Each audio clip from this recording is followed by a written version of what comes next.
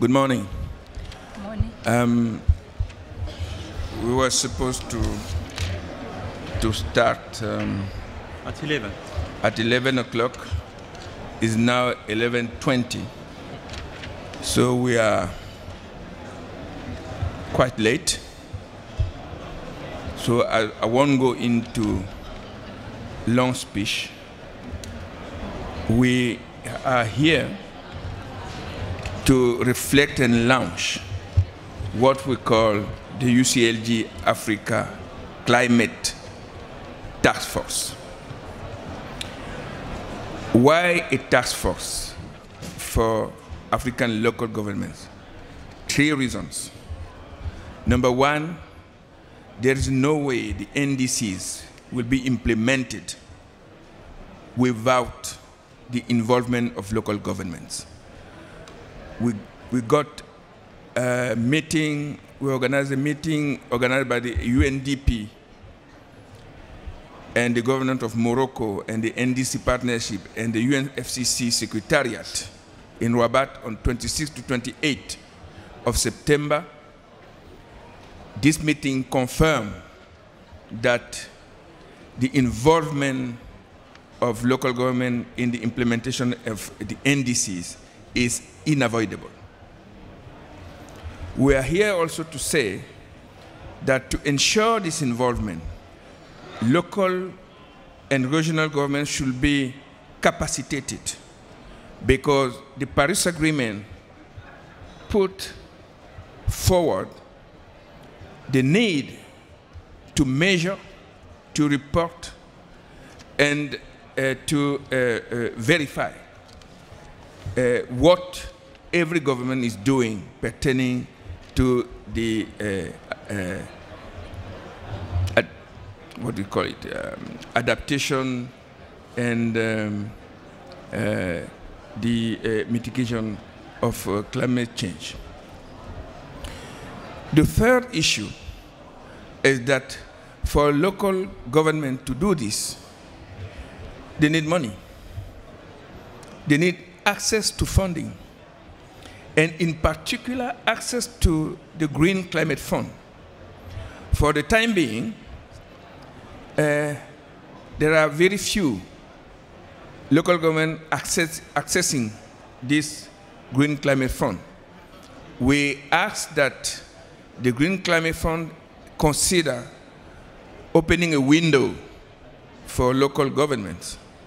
And we ask that every country allocate a percentage of its investment to local governments. So this is why we've estimated that we should put in place a task force that will bring together all those who can help local government to be present in the implementation of the climate agenda in their respective countries. And this task force is a wide range of stakeholders. You've got local government and their association, of course, in the task force. And here we have Madam Florence Razilani, Mayor of Vembe District Municipality, and Chairperson of the South African Local Government Association Environmental Planning and Climate Change Working Group. She's here. A round of applause for her. Then, of course, we got people that are in the, oh, okay, these are the mayor of Cotonou coming. We've got development banks. They are people that are already recognized by the Green Climate Fund as implementers. So here you've got Mr. Biosawe of the Direction of Environment and Climate Finance of the Oh, okay. Ok. Donne-moi son nom alors. Son nom.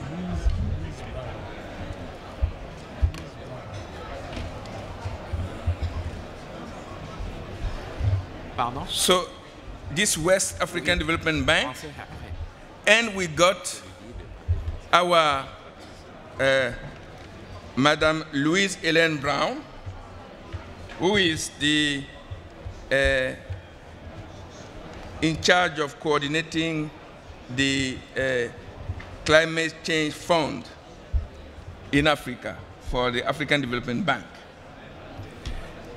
And then we got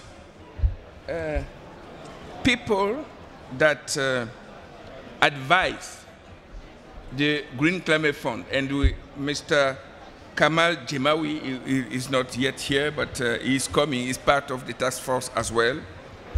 And we've got people that work with local government or work on climate change studies, researches, like Energy 2050, like Jean-Claude Grisoni, who is an expert in project finance. He's here.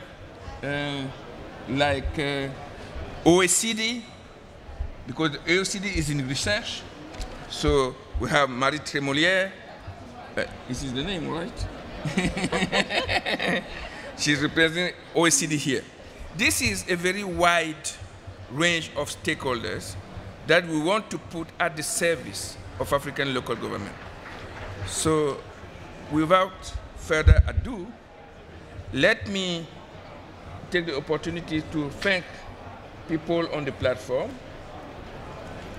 and who accepted to be member of the task force. And will unfortunately ask people to have a 5-minute presentation. 5 minutes, please, so that we can have an interaction with the room as well. So, Mr. Grisoni.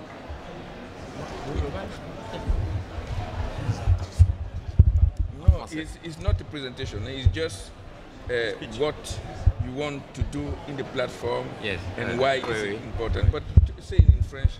Oui, parce qu'il demande. Oui, pardon. Bonjour à tous. Donc, je suis Jean-Claude Grisoni du Bénin. Je suis de l'Agence du cadre de vie pour le développement du territoire, qui est une agence présidentielle. Je voudrais saluer ici la présence de Monsieur le maire de Cotonou, Monsieur le ministre, Monsieur Edou, et je vous transmets toutes les amitiés de notre ministre, Monsieur José Didier Tonato. Voilà.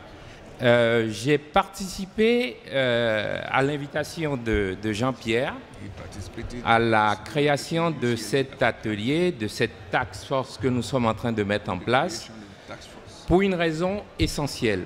C'est que nous nous mobilisons pour pouvoir capter les financements climatiques, mais il nous manque un élément essentiel, c'est notre capacité à monter des dossiers,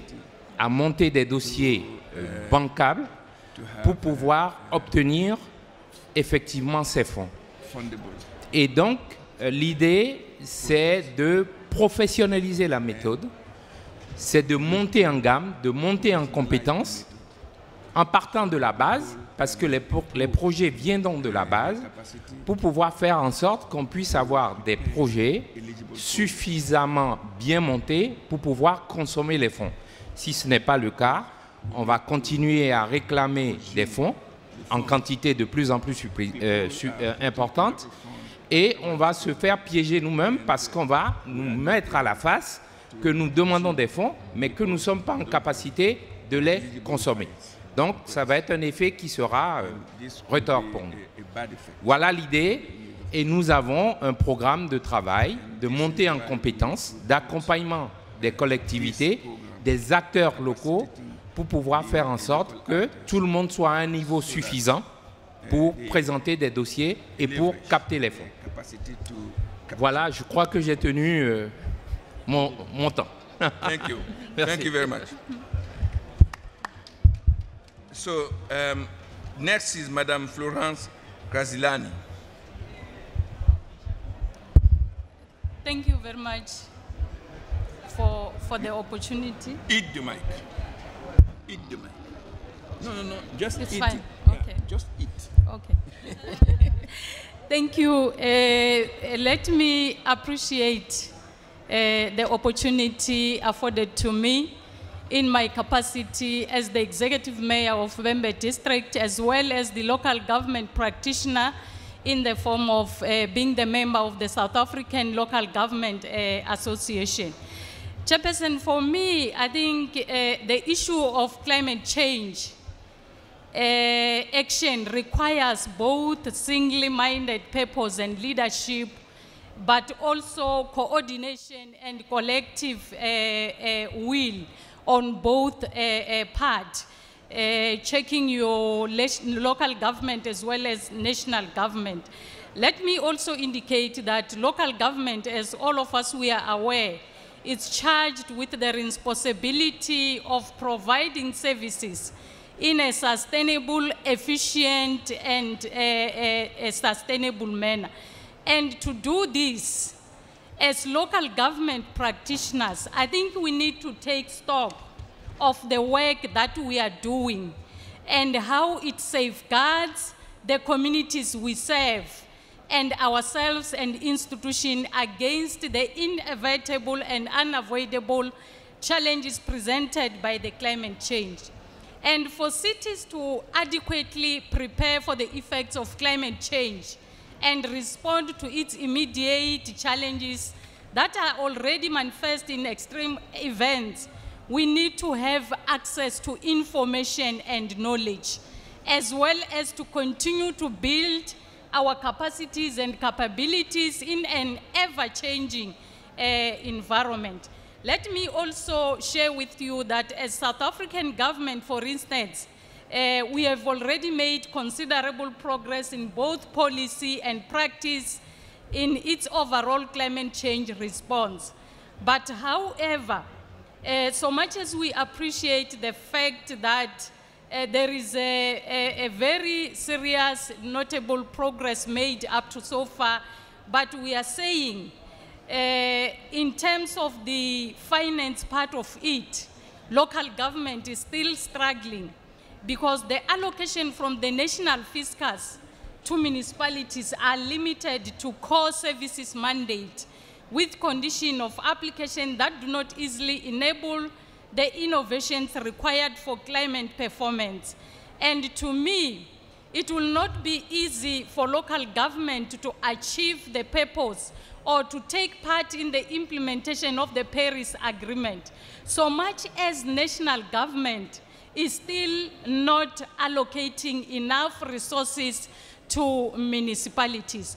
Of course, when you check in terms of how a local government is supposed to execute its responsibilities, you will go through the process of community engagement. And the community members will only be interested on receiving basic services without even checking the impact of the climate change.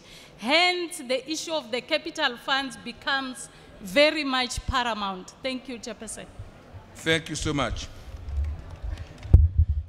Now you listen to the need for funds and for innovative funds.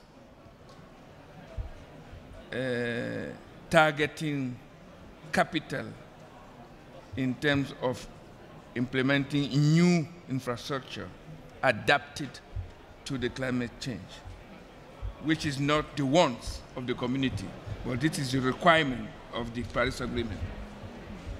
This is what you said. So, as the bankers, development banks, we have two here. We are privileged. One woman, one man. Start with the woman. What does the African Development Bank respond to this call from Salga and Madam Mayor? You being member of the task force, of course. Thank you very much. I see you looking at me with a lot of expectations, so I hope that I can live up to that expectation.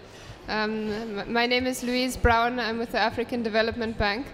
I think the issue that we're discussing today is a very important one because cities and urban areas are at the front line of dealing with climate change impacts, and it's essential that cities and urban areas be involved in the response to climate change. I think there's also a lot of innovations that are happening at the city level that have a lot to offer in terms of finding innovative responses to deal with the challenge that we all face. I coordinate a trust fund called the Africa Climate Change Fund. It's one of several trust funds at the bank that does provide funding directly to the subnational level as well as to national governments and also to non-state actors. We're also in the process of developing an area of support or a training program around access to climate finance and in particular to the GCF. I think access to the GCF for local actors, as colleagues mentioned, is a key challenge, but it is possible. And I think there's a need for capacity support to help local actors to meet the requirements of the accreditation process, which are quite challenging, but which have been overcome by numerous national institutions. And we are providing support for this type of intervention through the Africa Climate Change Fund. The training program that we're in the process of developing will support institutions to better understand the accreditation process of the GCF and also to support capacity building around project development with a focus on particular sectors. And I think that the local governments will be important partners in this regard. And we hope to work with these actors as well as a range of other actors, both government but also non-governmental actors, to strengthen capacity across the African continent for accessing climate finance. Very good, very good. So local government that are in the room know that there is a possibility to access African Development Bank through what the lady called the Africa Climate Change Fund. So you have questions, I think so. What for the West African Development Bank? Okay.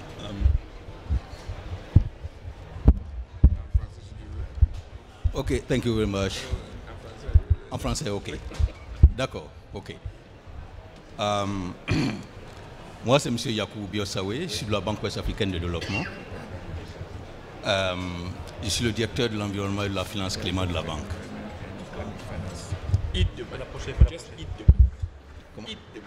Ok.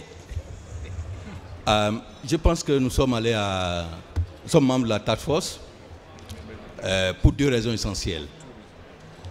La première raison, c'est l'accord de Paris, dans sa disposition numéro 11, donne un pouvoir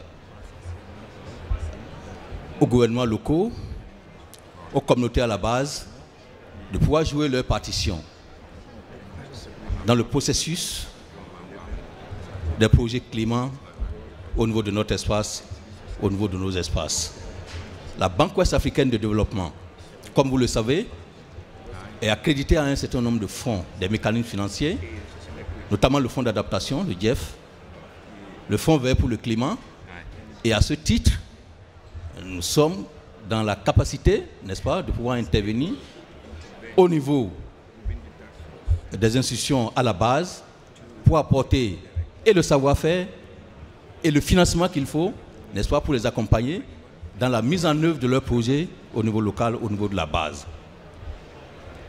La deuxième raison pour laquelle nous sommes ici, aussi au niveau de certaines collectivités territoriales, c'est pour attirer l'attention sur le fait que si la décentralisation ne va pas jusqu'au bout, si nous sommes à mi-chemin, si nous sommes dans une politique de petits pas par rapport à la décentralisation, il est bien évidemment, même si les ressources existent, vous serez en incapacité de pouvoir accéder à ces ressources et de pouvoir mobiliser ces ressources-là.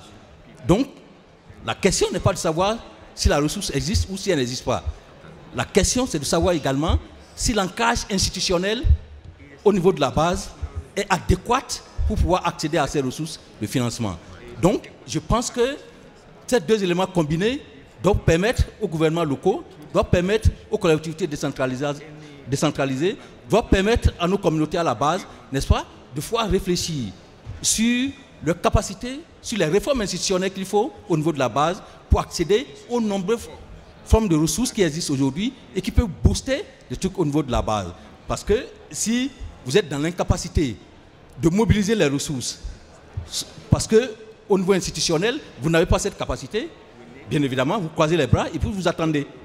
Donc je pense que ces deux leviers sont essentiels pour aller vers une mobilisation conséquente des ressources, alors que les besoins aujourd'hui, au niveau de la base, le développement doit être prôné au niveau de la base, à partir de la base, sinon on ne pourra rien faire. Donc nous sommes ici pour discuter de toutes ces questions-là et trouver les ébauches de solutions pour avancer quantitativement et qualitativement. Merci, M. Limbassi. Thank you. Okay, this is also very clear. That, of course, the unfinished decentralization can be an issue. And also to the fact that they are also available with this condition that they will push for a better decentralization so that the local level can access with confidence the funds that are available. So thank you very much. Now, around the table we have one key actor in the domain of research, and is OECD, who also want to be part of this task force. Marie, what do you offer?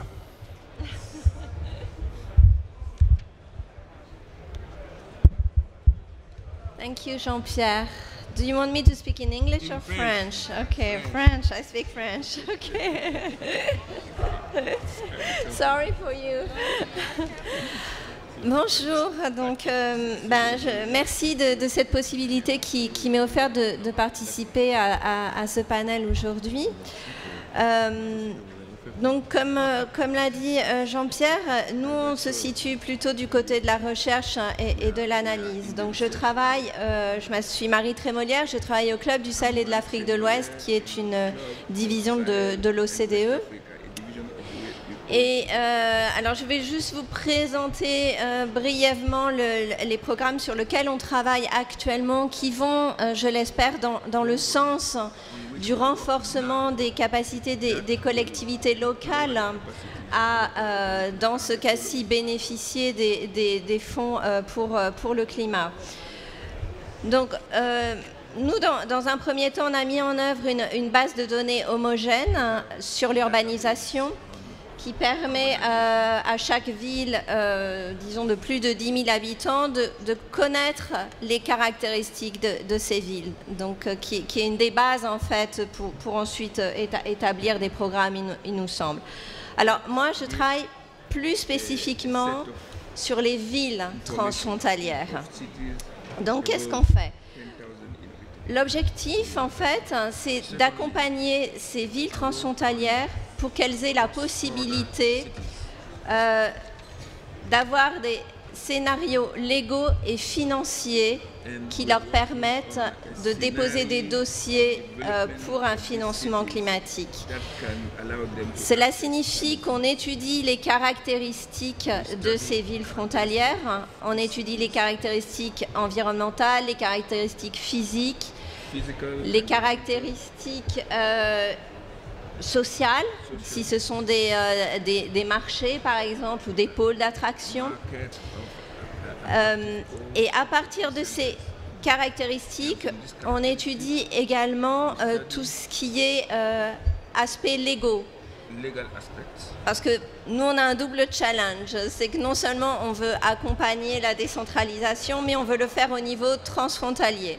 Donc du coup, on regarde les législations nationales existantes et de part et d'autre de chaque pays. Et à partir de ça, on essaye de proposer ce qui serait faisable pour faire une demande afin de recevoir des fonds. On va plus loin en essayant également de se projeter dans l'avenir et de voir en fonction des législations régionales ce qui pourrait être fait au niveau des législations nationales, des transformations et des évolutions possibles de ces législations pour mieux accompagner les villes, qu'elles soient transfrontalières ou non. Donc on fait des scénarios avec l'existant et en même temps en allant plus loin, en voyant qu'est-ce que ces villes pourraient obtenir s'il y avait des évolutions en termes des législations. Alors maintenant, je serai très brève parce que je crois que j'ai écoulé mes 5 minutes. Je voulais juste dire que ça, bien sûr, on ne le fait pas tout seul. Donc, on le fait avec les collectivités locales sur le terrain. On a un certain nombre de terrains particuliers. Et avec les autres acteurs, que ce soit des ONG ou des associations ou du secteur privé qui sont impliqués dans ces zones en particulier. Je vous remercie.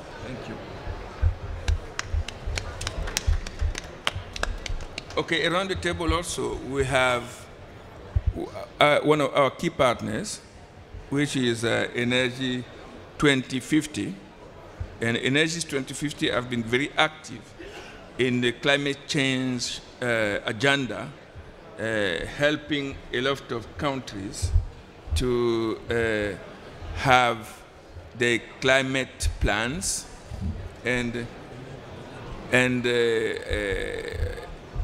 bringing to the fore the need to support local government in this exercise. So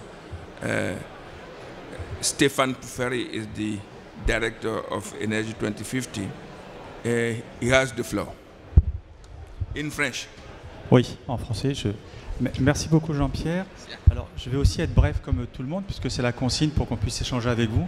Mais là, vous êtes sur le pavillon Énergie 2050 et CGLU Afrique. Et vous avez bien compris que le partenariat qui est en place est un partenariat à la fois sur le fond, mais aussi sur la durée. Alors, pourquoi cette task force et pourquoi on s'est impliqué dans cette task force depuis le début, bien sûr, sous le leadership de Jean-Pierre et de CGLU Afrique. Comme Jean-Claude à côté, on était à la première réunion et depuis des années, on en parlait de cette territorialisation de l'agenda climatique. Et chemin faisant, on a d'ailleurs publié pour cette conférence climat, vous l'aurez bientôt sur Internet, le premier rapport sur la territorialisation des contributions déterminées au niveau national. Ça veut dire quoi? Ça veut dire essayer de combiner l'agenda politique qui engage les États parties avec l'agenda politique, mais aussi de la mise en œuvre qui va se faire sur les territoires. Et bien sûr, nous-mêmes, nous allons devoir être confrontés à un double agenda, l'agenda politique qui va devoir traiter de la décentralisation, des moyens d'accès, des moyens de mise en œuvre et aussi de la compétence, de l'excellence technique pour répondre à ces critères que vont demander à la fois les institutions internationales mais aussi les institutions financières. Et l'agenda très concret de l'urgence de l'urbanisation en Afrique et des besoins d'apporter un mieux vivre, un développement résilient au niveau des territoires. Et dans le cadre de cette task force, notre rôle sera d'appuyer la mise en œuvre au niveau technique, sachant que Jean-Pierre, je pense, conclura en vous expliquant l'écosystème qui a été imaginé, qui va être évidemment du multi-acteur, impliquant bien sûr les États, mais vous l'avez compris, les institutions internationales, et évidemment les gouvernements locaux, mais aussi toutes les compétences qui vont devoir s'organiser pour très concrètement décliner ces projets et bien sûr, et ça c'est aussi très important, permettre aux États de tenir leurs engagements. Et là, on est dans une complicité positive, extrêmement importante, qui est une véritable opportunité pour permettre aux gouvernements locaux d'exprimer leur vision de leur territoire, de la mettre en œuvre. On l'espère et on y croit très clairement d'avoir accès à des financements en suivant le processus que vont demander les institutions internationales, mais qui, nous le rappelons, sont aussi des processus qui permettront de dégager d'autres dynamiques de projets pour les territoires. Et ça, c'est très important. Parce que, comme le disait mon ami Biosawé, il n'y aura peut-être pas assez de financement, mais néanmoins, toute cette intelligence méthodologique et organisationnelle est extrêmement importante pour que les territoires puissent se développer. Et chemin faisant, ça permettra aux États de respecter leurs engagements, et donc, bien évidemment, dans le cadre de l'accord de Paris. Donc, moi, à titre personnel, évidemment, Énergie 2050 sera là, mais on tient véritablement à remercier CGLU Afrique pour sa vision et pour cette capacité politique à mobiliser cet agenda qui va nous permettre, je crois, de faire que des autorités comme le Fonds vert climat, pour lequel nous sommes déjà en contact, pour que des gouvernements locaux puissent y avoir accès via leurs gouvernements nationaux et pourquoi pas un jour directement, puissent mobiliser cette finance qui pour certains, elle paraît encore trop inaccessible, mais qui pour nous paraît extrêmement atteignable sous réserve d'un travail collégial. Et je crois que vous avez compris les talents qui sont déjà mobilisés et qui vont s'organiser pour avoir accès à ce processus. Je m'arrête là, le temps est très compté, mais encore merci à Jean-Pierre pour cette vision politique et de nous permettre de l'accompagner dans la mise en œuvre. So, thank you so much. You just heard the presentation by the member of the task force. I remind that this task force is open to all those who want to help African local government to be active in the climate agenda and to access climate finance. You have in front of you those who volunteer first. We call on others to join us. But since they are here, the floor is yours to ask any question you may want to, and leave no dark into your understanding of the issue. And I want to recognize in the room the mayor of Cocody, who just joined us, and the mayor of Cotonou, who joined us before, and also the mayor of Pointe-Noire, and who was here also before. And these are my bosses. This is why I'm citing them, so that they don't blame me afterwards. And of course, we have our Queen Mother here, who is Madame Kecha-Cortez, who is the president of the African local elected women. And she's here. And beside her, you have Madame Fatoumata. This is the vice president of this same network. And they are very vocal. This is why I want them to calm down, not to raise issues, but not so vocally, so that to allow everybody to express herself very briefly. So maybe we start by those who are not mayors, and we will end up with those who are mayors. So this row, you keep silent for now. All the others, we have the floor. There is a mic over there. It's not a rolling mic? The mic. But is it mobile? We don't have a mobile mic. Okay, so who wants the floor? Okay, sir. A brief introduction of yourself, a brief evaluation of what you heard, and a question. Merci. Moi, c'est Lambert Aïtcheou. Je suis le directeur des services techniques de la ville de Cotonou. Je suis très content pour cette task force, vu les objectifs dont on a parlé, qu'on a présentés. J'en avais entendu parler et je crois que ça a évolué et j'en suis heureux. Je voudrais juste poser une question au représentant de la BOAD. Dans son adresse, il a surtout parlé du développement, du renforcement des capacités au niveau de la base, afin que les gens soient en mesure de présenter des projets qui puissent être bancables.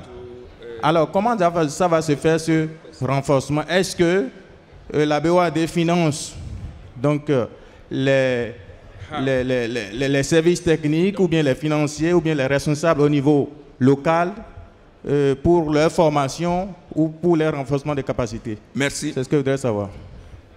Yes, here.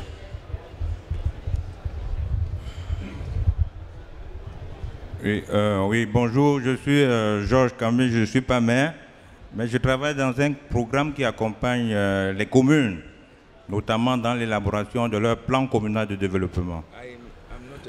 À ce jour, nous avons accompagné 5 communes et des groupements de communes à développer des projets RED+,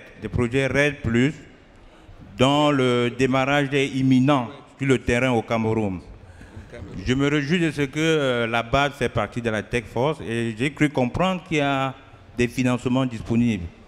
Alors la question c'est de savoir comment faire. Est-ce que les communes, de manière comme entité autonome, peuvent avoir accès à ces fonds et quelles sont les conditionnalités? Parce que je sais généralement que la BAD travaille avec les gouvernements. Donc de manière concrète, nous avons sur le terrain des projets RED dans 5 communes du Cameroun. Et nous voulons un appui pour cofinancer. Ces projets sont actuellement financés par l'Agence française de développement en partie. Donc nous sommes à la recherche des financements additionnels. Et je voulais savoir comment ça peut se faire. Merci. Thank you. Another one here. So you notice, you come here, you notice that everybody freely will act to intervene. We said to the mayor to shut up for the time being. No woman in the no. I want to state it very clearly that they were offered to talk. No woman raised his hand, and at the end they will complain that no, we are not given room, etc. You all noticed that they didn't have. Okay, go ahead, sir. Merci, bonjour. Je vous remercie. Je salue l'organisation de ce side event et surtout avec cette thématique très intéressante. Who are you? Avec la mise en place de ce task force aussi. Who are you? Je suis du Sénégal. Je suis du Sénégal de l'ONG IED Afrique. Et Innovation, Environnement, Développement en Afrique. Je m'appelle Momad Talandao. Voilà. Voilà, je coordonne un programme qu'on appelle décentralisation des fonds climat. C'est la raison pour laquelle ce side event m'intéresse vraiment à plus d'un titre. Il y a des notions très intéressantes sur le titre de votre side event, c'est-à-dire l'accès, mais aussi l'action. On sait que l'accès au fond, c'est très difficile. Nous, on est en train de mettre un mécanisme décentralisé de financement climat et notre porte d'entrée, ce sont les collectivités locales. Donc, un mécanisme qui permettra en tout cas d'épouser les contours de la décentralisation, le dispositif qui est mis en place au Sénégal en matière de décentralisation, et on passe par l'appui budgétaire pour financer les collectivités locales à travers un appel à projet. Et aujourd'hui, sur les 37 collectivités locales qui se trouvent dans la région de Kaffrine, on a financé les 36 à partir d'un appel de projet. Mais ce n'est pas seulement le financement, mais nous sommes en train de les accompagner pour renforcer leurs capacités en matière de rédaction de projets, en matière aussi de mise en œuvre de projets. En tout cas, tout un processus pour leur capacitation afin qu'elles soient en mesure de mettre en œuvre des projets, de rédiger des projets, mais aussi de postuler pour les fonds climat. Donc, c'est un mécanisme qu'on est en train de piloter et qui est en train de faire ses résultats au niveau du Sénégal. Merci beaucoup. Thank you. A woman over there. Non, pas encore. Yeah, go ahead. Vous allez parler dans 10 minutes. Merci beaucoup, Monsieur le Secrétaire Général. Moi, c'est Ndaye Rokhaya, je suis de la ville de Dakar. Donc, je vous remercie pour cette session qui est très intéressante. Moi, je dis que les cultures locales ont besoin de cette task force, mais vraiment, c'est surtout sur le renforcement de capacités pour les permettre de monter les projets pour les appels à la candidature. Parce que, comme vous le savez, dans le cadre de la Convention des maires en Afrique subsaharienne, on a eu ce problème-là pour monter des dossiers de candidature pour recevoir ces financements. Certaines villes ont été obligées de prendre des consultants pour le faire. Nous, on a eu la chance de le faire nous-mêmes. Donc, je vous remercie encore pour cela et vous encourage à accompagner encore les cultures locales. Merci pour la BAD, parce que nous, on a eu un financement de la BAD dans le cadre de la ville de Dakar. Merci beaucoup. Merci. Dernière prise de parole là derrière. Oui, oui. Yes, here. And then we go to the mayors. Oui. Oh, je n'aime pas ça. Je sors. Oui, oui, je sors. Bonjour, moi je m'appelle Georgette Genotin, je viens du Bénin et je travaille à l'Association nationale des communes du Bénin. Je remercie tous les panélistes. Et moi, ma préoccupation, mon intervention, c'est à l'endroit du monsieur Biosawi. Vous avez parlé dans votre intervention de l'ancrage institutionnel pour pouvoir capter les mobilisations. J'aimerais maîtriser, savoir un peu le contenu de cet ancrage institutionnel et au regard du contexte de la décentralisation au Bénin. Je sais que vous maîtrisez ce contexte-là de la décentralisation chez nous. Parce que vous avez eu à dire, si la décentralisation ne va pas au bout, on ne saurait y arriver. Donc, de quoi il s'agit de quoi? Maintenant, je voudrais savoir, l'accord de Paris, on a pu parler de la territorialisation du développement. Mais depuis le 6 novembre, j'ai pu constater que les collectivités locales n'ont pas un accès direct au fonds vert pour le climat. Qu'est-ce qu'on peut faire? Parce que c'est à croire que c'est un, je ne veux pas dire complot mondial contre les collectivités locales. Pendant qu'on parle de la territorialisation du développement, on nous dit en même temps que les collectivités locales n'ont pas un accès direct au fonds vert pour le climat. Je salue l'arrivée de notre ministre de la décentralisation et je profite pour lui retourner une question en même temps. Les communes du Bénin ont besoin de maîtriser le contenu des NDC. On en a besoin de la vulgarisation de ces NDC au niveau des collectivités locales. Je vous remercie. Okay, now, no, okay, this is the last one at the back of the first row. Okay, go ahead.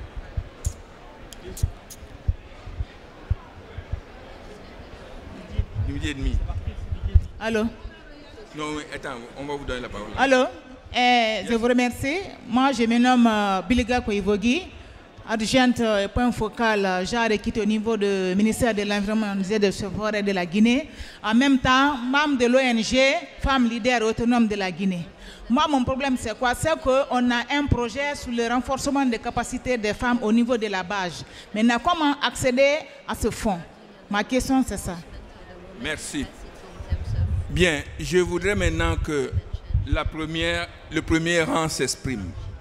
Je vais résumer les questions qui ont été posées par les personnes. Il y a des questions, des interventions qui ont simplement supporté la task force et nous les en remercions.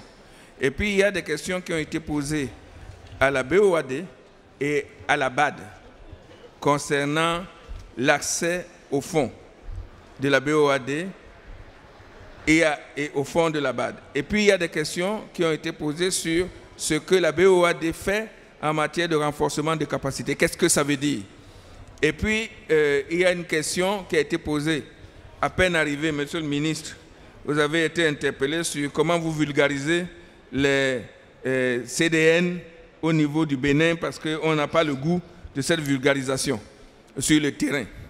Et puis, il y a toutes les questions qui ont été posées sur comment on accède au fonds de la part de l'ensemble des personnes qui ont été ici. Maintenant, je vais passer la parole au maire pour qu'eux aussi s'expriment par rapport à la task force et par rapport à des questions qu'ils pourraient poser aux membres de la task force. Madame le maire. Oui, merci. Je suis Madame Abdelmalik Fatimetou, je suis maire de Tefrak Zena, Mauritanie. Alors, moi, je voudrais exprimer ici ma fierté d'être africaine et de voir que notre organisation, CGLIA, à l'image du reste, a mis en place une task force. Maintenant, il va falloir... il y a deux petites questions. La première, c'est sur les modalités d'accréditation, comment les villes vont pouvoir, et les territoires, comment vont pouvoir accéder justement à la finance climat. Et la deuxième question, j'espère, la deuxième question, on a évoqué tout à l'heure que la décentralisation n'est pas très au point dans nos pays. Est-ce que ces finances ne seront pas tributaires de ce niveau de décentralisation, auquel cas nous serons vraiment pénalisés, de grâce que la task force ait une autre dimension pour nous aider à avoir la décentralisation au point dans nos pays. Merci. Merci beaucoup. Une autre question, Madame... non. Monsieur le maire, oui. Merci. Raphaël Ledo, ancien ministre de la décentralisation et du climat au Bénin, adjoint au maire de la ville de Cotonou. Monsieur le ministre, bonjour. Bonjour, oui. Oui. Je voudrais d'abord remercier pour le task force, ça c'est une très bonne initiative. Monsieur Jean-Claude du Bénin avait déjà fait le point sur nos préoccupations. Mais je voudrais simplement suggérer au niveau du task force, les municipalités ou les communes sont dans des actions quotidiennes qui concernent directement la gestion même du changement climatique. C'est-à-dire les activités de tous les jours, day-to-day activities. Donc, je souhaite qu'au niveau de la task force, une fois c'est déjà fait, qu'on envisage comment préparer les communes à la prise en compte directe des questions liées au changement climatique dans cette gestion quotidienne. Et ensuite, préparer les gens pour les financements. Parce que des fois, on met tellement l'action sur le financement que ce que nous faisons tous les jours, où nous pouvons déjà nous ajuster. Parce que les projets de changement climatique, ce n'est pas des nouveaux projets en dehors de ce que nous savons déjà faire, que nous devons continuer de faire, mais en intégrant la dimension des changements climatiques. Si on pense que c'est un autre projet qu'on va démarrer et que ce que nous sommes en train de faire déjà, la gestion des déchets, l'énergie, l'eau, la circulation urbaine, si on veut continuer de les faire comme avant et attendre un autre projet avant de procéder au changement, on n'en va pas s'en sortir. Merci. Notre pays a déjà son programme. Il suffit maintenant qu'à travers cette gestion quotidienne, on voit comment les municipalités, les communes aident à sa mise en œuvre. Je vous remercie. Avec ça, on va être opérationnel. Je vous remercie. Merci bien. Monsieur le maire. Oui, je voudrais vous remercier pour cette opportunité que vous me donnez. Et comme vous le savez si bien faire, puisque moi je suis passé par une série de formations que vous avez bien voulu organiser à l'endroit des cadres des administrations territoriales de notre pays. Et comme les perspectives ont été ouvertes à la dernière conférence de Rabat, s'agissant des formations, je voudrais que vous organisez des formations de courte durée pour qu'au niveau de nos communes, nous ayons des cadres qui soient à même d'élaborer des projets viables, des projets qui seront climatiquement bancables pour qu'on puisse aller de l'avant, puisque vous avez dit que maintenant il faut qu'on aille à l'action. La deuxième chose que je voudrais vous dire, le ministre de la décentralisation du Bénin est là. Nous sommes passés aussi par là. Notre souhait, c'est que sur le plan de façon continentale, qu'il y ait un certain lobbying à l'endroit de nos États pour qu'il y ait une certaine synergie d'action entre les gouvernements centraux et les gouvernements locaux. puisque la gestion de proximité est une opportunité, est une facilitation des actions des gouvernements centraux. Mais ça ne se passe pas toujours de cette façon-là pour que vive la décentralisation et que vive le développement dans nos communes, dans nos pays respectifs. Je vous remercie. Merci. Monsieur le maire. Bien, merci. Moi aussi, à mon tour, je voulais, Ngouan Mathias, maire de la commune de Cocody, à Abidjan, Côte d'Ivoire. Je voulais, moi aussi, joindre ma voix à tous ceux qui ont remercié les membres de cette task force et aussi même les féliciter. Féliciter ceux qui ont mis en place cette task force pour nous permettre d'aller vers le financement climat. Mais ce que je souhaite, c'était de faire en sorte que un grand atelier soit organisé chez nous, en Côte d'Ivoire. Nous avons 197 communes, et pour qu'on puisse voir comment véritablement nous préparer pour accéder à ces financements climat. Comme j'ai entendu dans l'exposé qu'il faut forcément passer par la tutelle, c'est-à-dire le gouvernement central, pour accéder. Et je pense, si cet atelier est organisé et que vous nous envoyez des experts qui nous écoutent véritablement, je pense qu'on peut trouver une clé pour ne pas forcément passer par le gouvernement central pour accéder au financement climat qui est là. Parce que vous voyez chez nous, la loi est claire. Le transfert des compétences, le transfert de compétences est fait. Mais ce transfert n'est pas accompagné de moyens. Et comme a dit un de mes collègues, c'est un travail quotidien que nous faisons pour assainir, pour rendre salubre nos communes, pour, disons, faire tout ce qui va aider à lutter contre le changement climatique. Mais comme nous n'avons pas de moyens, nous n'avons que seulement des idées. Alors, la BOAD et la BAD qui sont chez nous, moi je pense que vous devez nous aider vous devez organiser avec la task force, organiser cet atelier pour qu'on puisse venir échanger avec vous et voir dans la réalité ce qu'il faut faire pour qu'on puisse accéder au financement climat. Cocody a un projet depuis la COP22. Nous l'avons présenté à la COP22. Et nous avons pris des consultants pour nous faire les études de faisabilité. Et nous sommes venus ici à Bonn pour des B2B, pour chercher des appuis. Et nous sommes même passés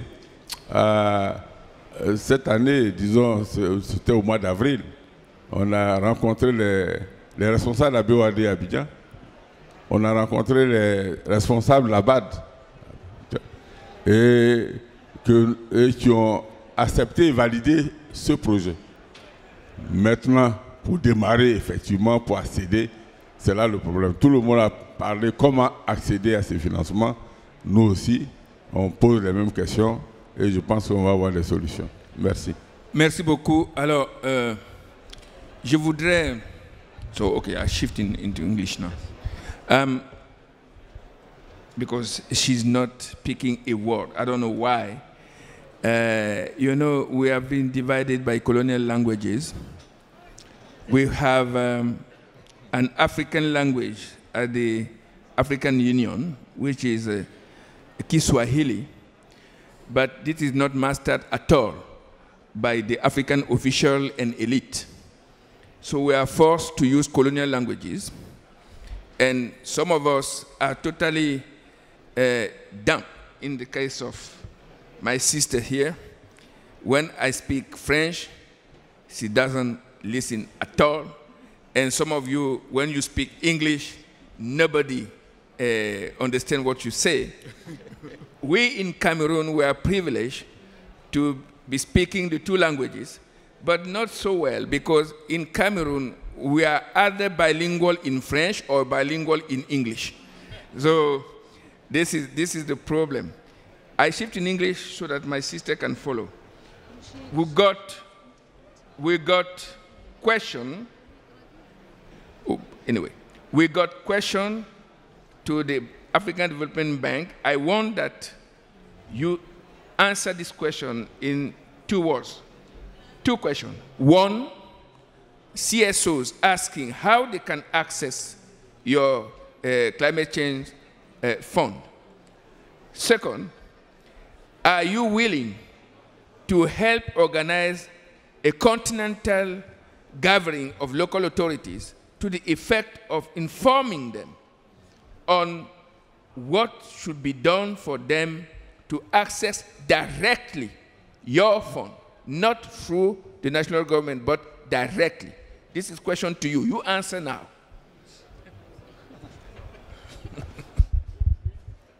Bon, merci pour les questions. Je vais essayer de répondre en français, mais mon français n'est pas parfait. Ça ne marche pas. Go ahead. Vous m'entendez? Yeah. Eat the mic. OK. Bon, sur la question sur comment accéder au fonds pour les changements climatiques en Afrique, bon, c'est un fonds qui, malheureusement, on n'a pas beaucoup de financement, pas comme le GCF. C'est un fonds qui alloue les ressources à travers un processus compétitif, c'est-à-dire à travers l'appel à proposition. Nous avons clôturé notre dernier appel à proposition au mois d'août et on a reçu énormément de propositions, plus de 1000 propositions en fait. Parmi ces propositions, on a reçu beaucoup de propositions de collectivités locales, des ONG, des villes, et on a plusieurs propositions qui cherchent à renforcer l'accès au financement climatique de ces acteurs. Donc, on est en train de finaliser la liste restreinte, mais je suis sûre que, bon, je peux vous dire qu'on a certainement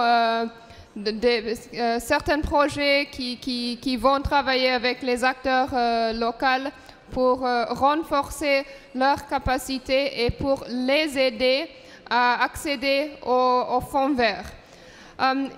En plus, comme j'ai mentionné dans mon intervention, nous sommes en train de mettre en place un programme de renforcement de capacité sur l'accréditation et le développement de projets pour le fonds vert. Dans le cadre de ce projet, nous allons organiser des ateliers ou des ateliers de formation pour différents acteurs en Afrique, y compris les acteurs des villes, des collectivités locales. Donc je pense qu'en réponse pour la question sur l'organisation d'un atelier, je pense que c'est prévu. On peut discuter sur l'organisation d'un atelier qui vise spécifiquement des acteurs locaux. Ça n'était pas prévu dans notre formation, mais je pense que c'est quelque chose qu'on pourrait considérer. Donc, je prends note de cette suggestion. Merci. Merci.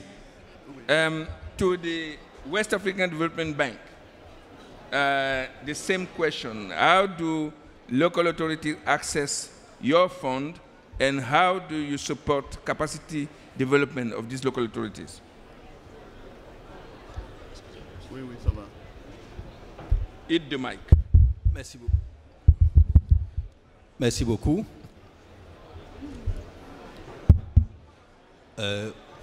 Pour les renforcements de capacité, je crois que nous avons 2 formes essentielles.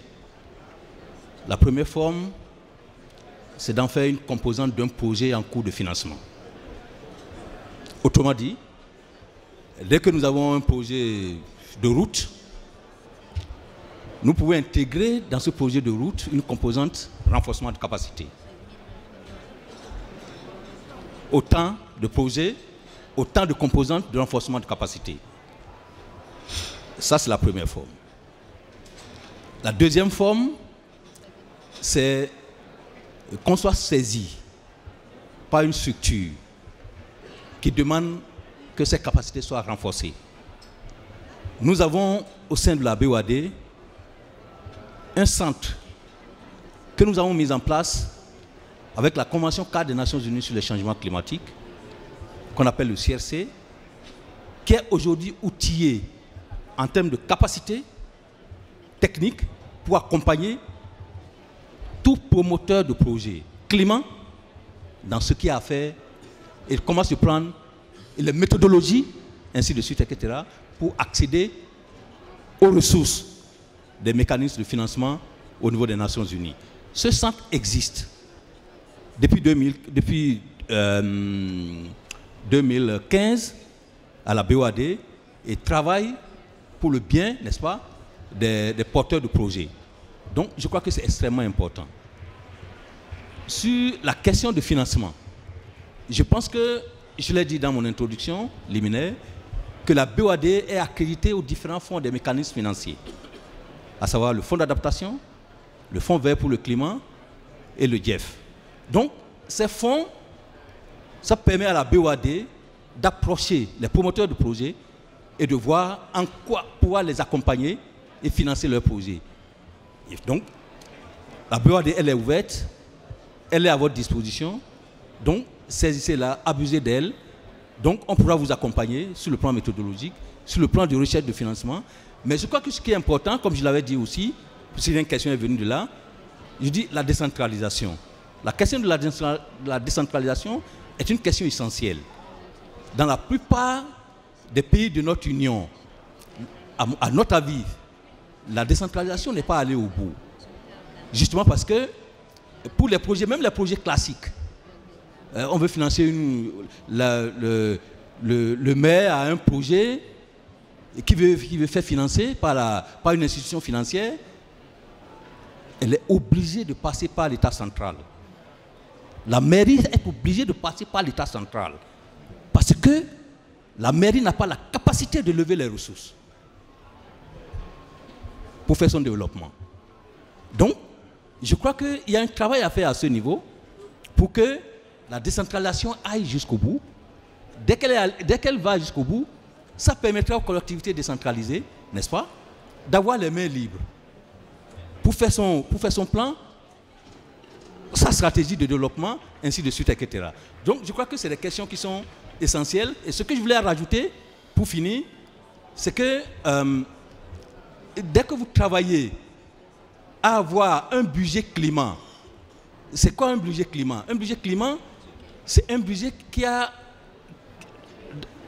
un fort impact climatique.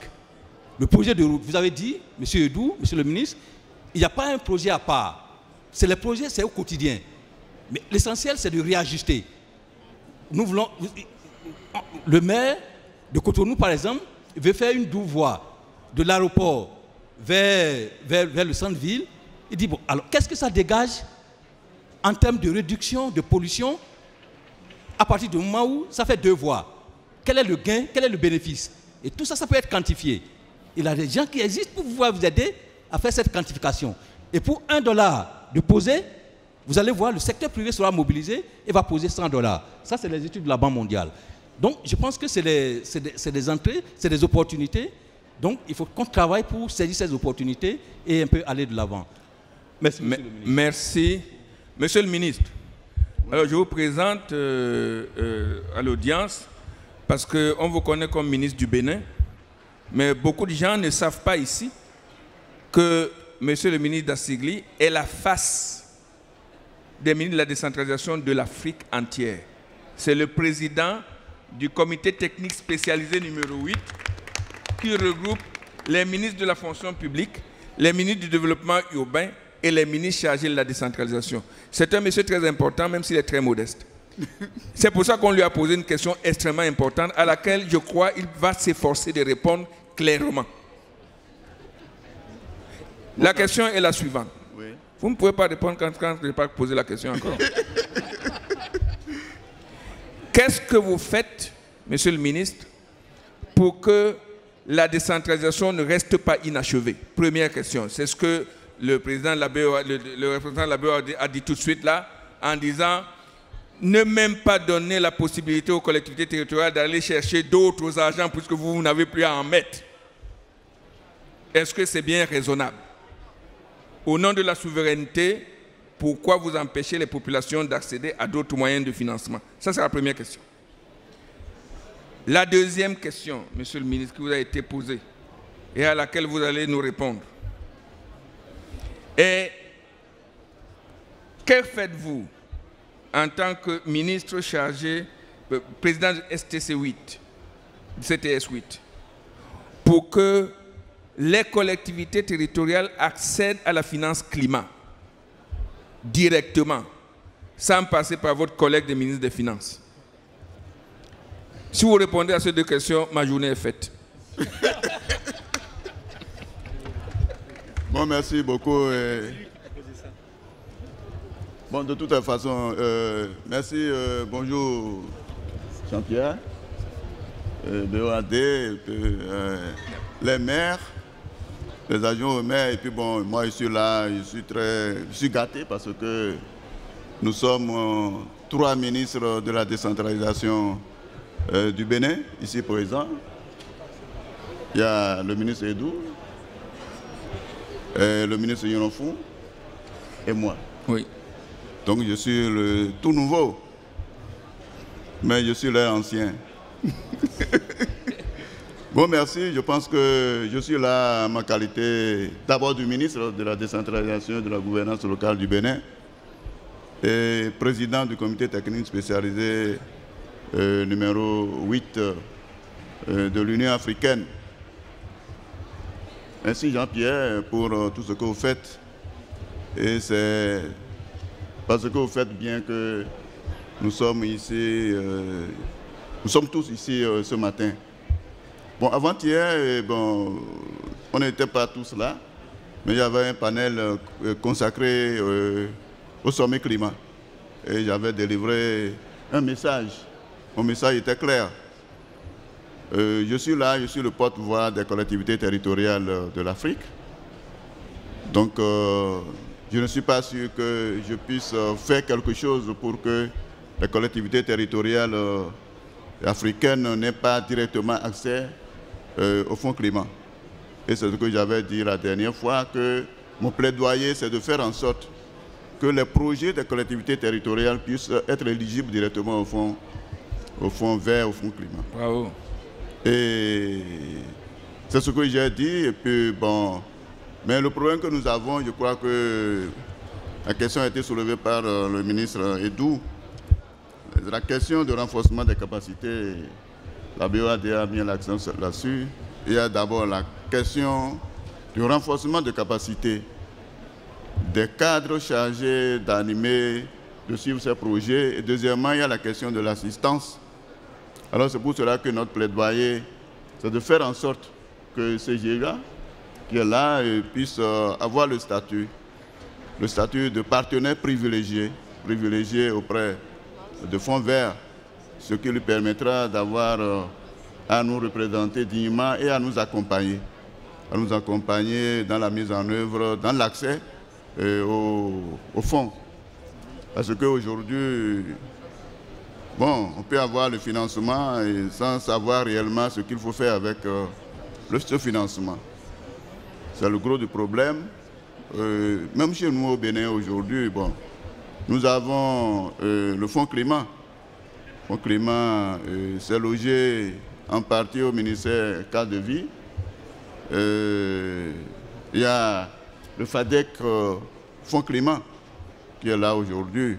Et nous avons demandé que la direction générale des collectivités locales puisse intégrer toutes les questions liées au changement climatique à notre PTA.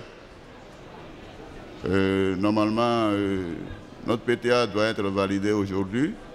Moi, je suis ici, mais on a demandé que la question soit reportée. Et là, je crois qu'avec l'aide, avec la présence de l'ANCB, Et je crois que les questions peuvent être bien réglées. Et puis moi, je voudrais... La question est de savoir comment nous faisons pour que la décentralisation puisse... aller jusqu'au bout. Jusqu'au bout. Oui. En tout cas, nous faisons tout au quotidien. Monsieur Jean-Pierre, bon, les premiers qui avaient démarré la décentralisation, je crois qu'ils sont en train de chercher toujours comment faire pour atteindre le bout. Et nous allons suivre leur pas. Et je pense que c'est ce que nous faisons et nous devons faire au niveau du comité technique spécialisé numéro 8 de l'Union africaine. Et donc c'est pour vous dire que nous sommes sur la question au quotidien. Maintenant, je suis là, double chapeau, le ministre de la décentralisation du Bénin.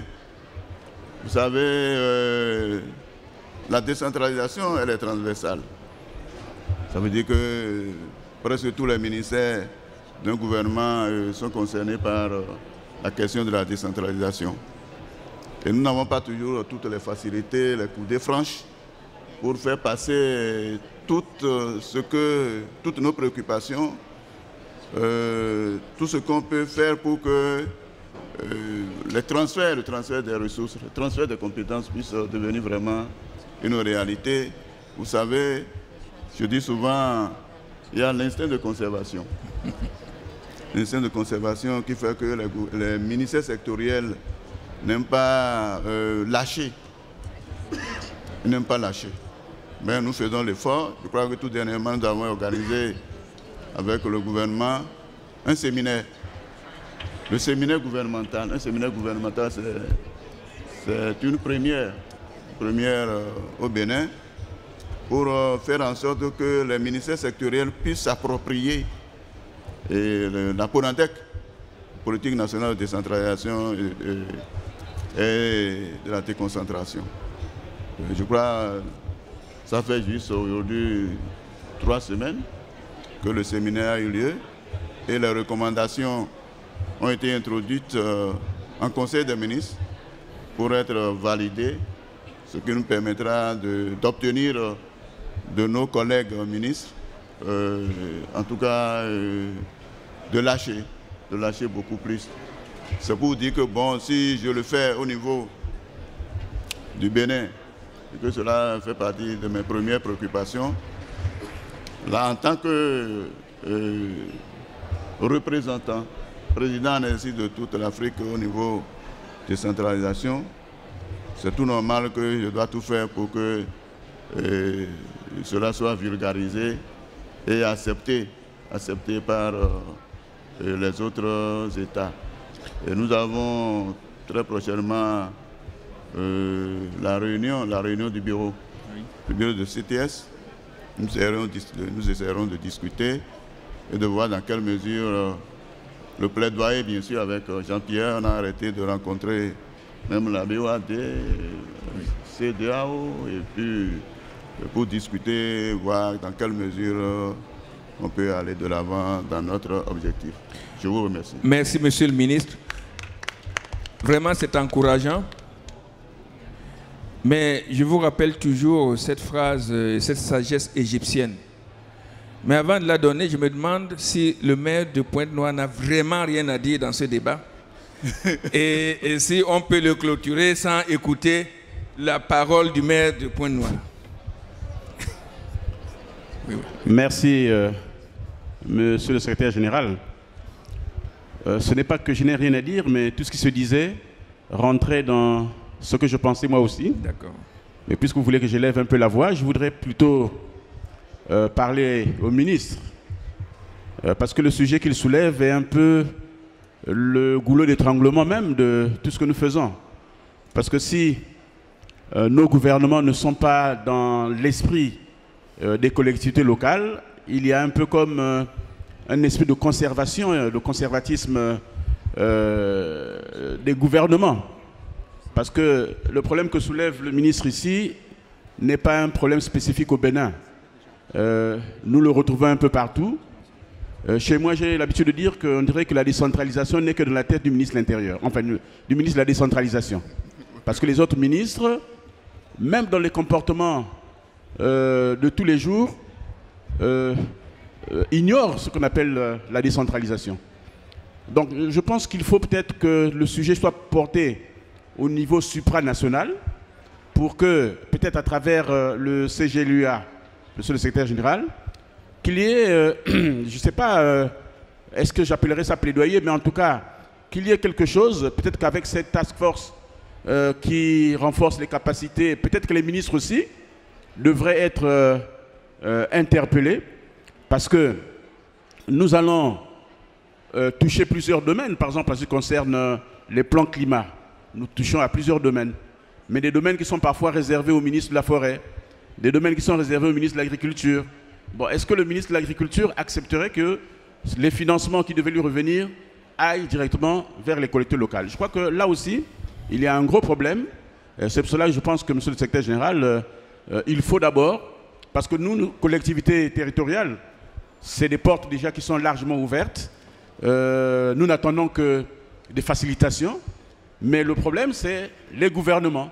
Est-ce que les gouvernements, parce que je vois ici, nous avons le ministre de la décentralisation du Bénin, mais nous ne sentons pas un engouement de nos gouvernements.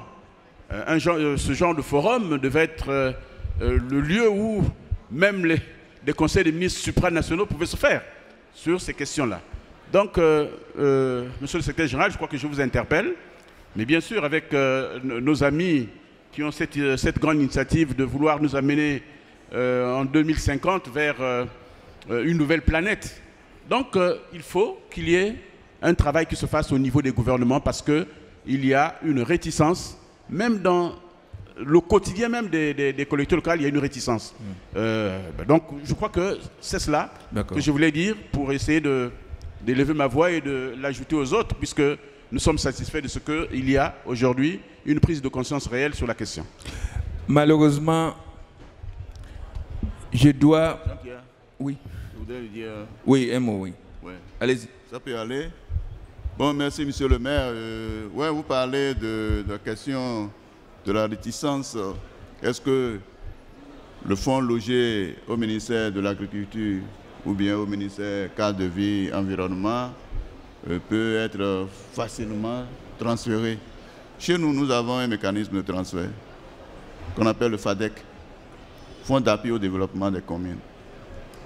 Et nous avons une commission nationale qu'on appelle la Commission nationale des finances locales et qui gère ce fonds-là. Bon, le fonds FADEC est abondé par les organismes de financement, les partenaires techniques et financiers, et qui, bon, pas obligés, mais amènent les ministères sectoriels à transférer. Bien sûr que, bon, ils veulent quand même garder les fonds à leur niveau. Bon, ils créent aussi à leur niveau le FADEC. Mais s'ils créent le FADEC, c'est qu'ils ne peuvent pas garder les fonds. Ils sont obligés de transférer. D'accord. Ils sont obligés de transférer aujourd'hui, donc on fait beaucoup d'efforts dans ce sens. Bon, le gouvernement a souhaité que le fonds devienne, et le FADEC devienne un fonds autonome. Mais les partenaires techniques et financiers sont réticents. Et ils disent non, mais là, ça deviendra encore une affaire de banque avec des directions à gauche et à droite. Que le mécanisme d'aujourd'hui, le FADEC, est un mécanisme libre, visible. C'est-à-dire nous qui sommes là, bon, il y a FADEC affecté, FADEC non affecté. FADEC affecté, ça veut dire que les projets sont directement élus. En tout cas, et les fonds doivent aller directement vers ces projets. Non affectés, c'est au niveau du ministère, bon, pour le fonctionnement et autres des collectivités, des communes. Donc aujourd'hui, c'est ce que nous faisons. Bon, ce n'est pas très mauvais. Et, bon, ils créent le FADEC chez eux, mais ils ne peuvent pas créer et puis garder les sous. Ils sont obligés de transférer parce que c'est abondé par les organismes de financement, fonds verts et autres. Donc ils ne peuvent pas garder, c'est pas...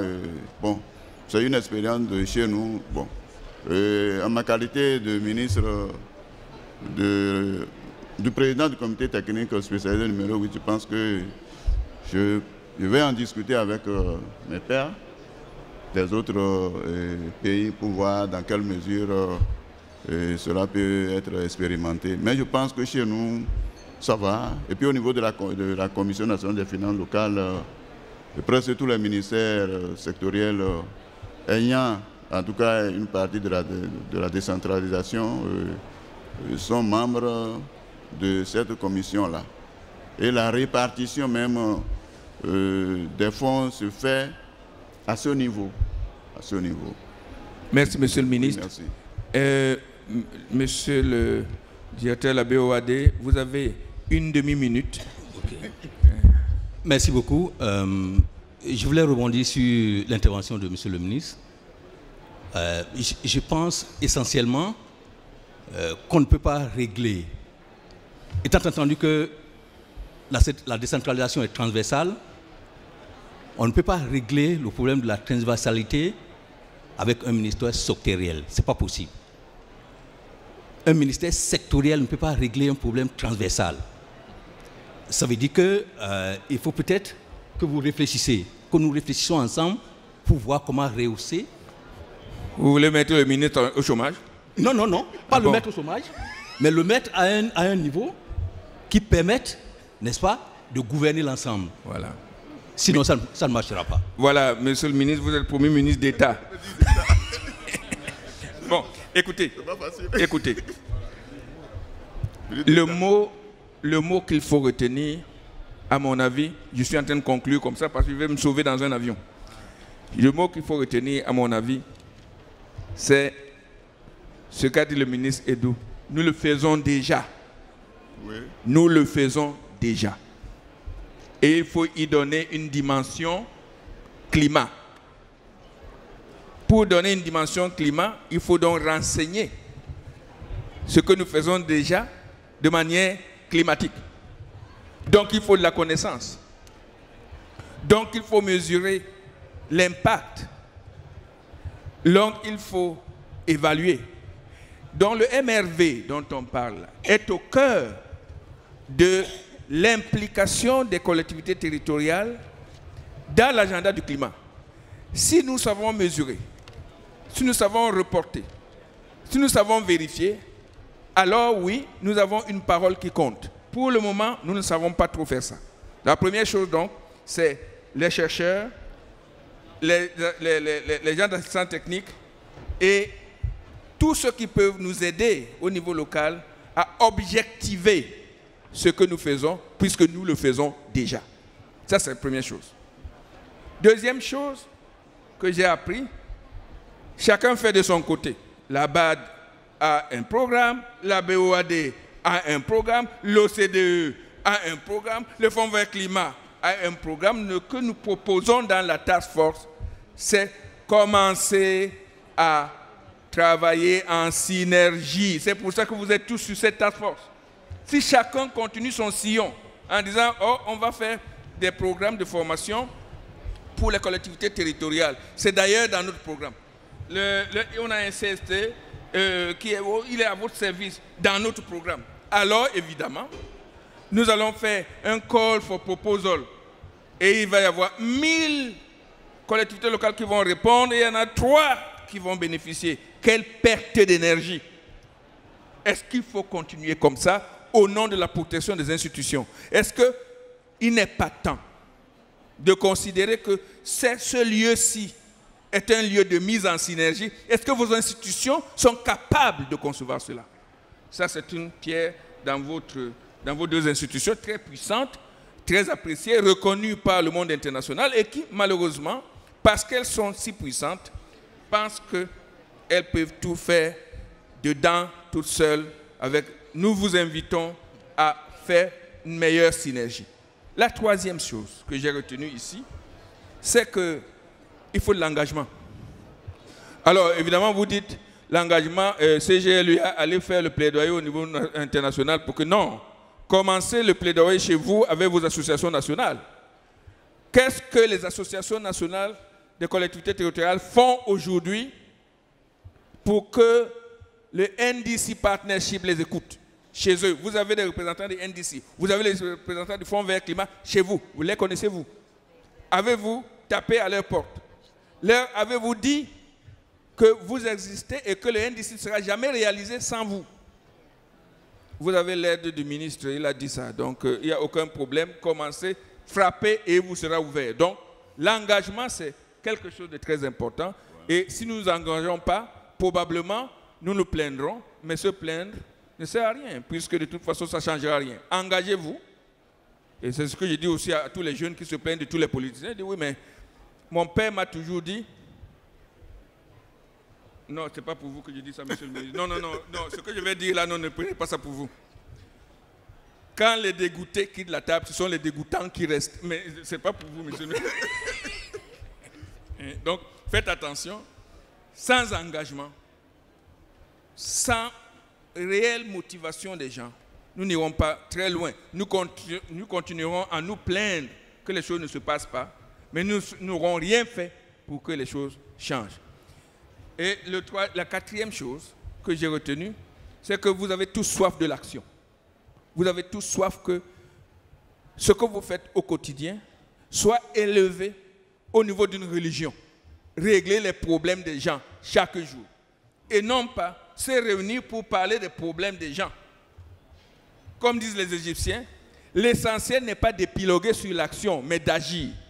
Et au quotidien, les autorités locales agissent. Donnons-leur le pouvoir, monsieur le ministre. Je vous remercie, je me sauve pour aller dans un avion.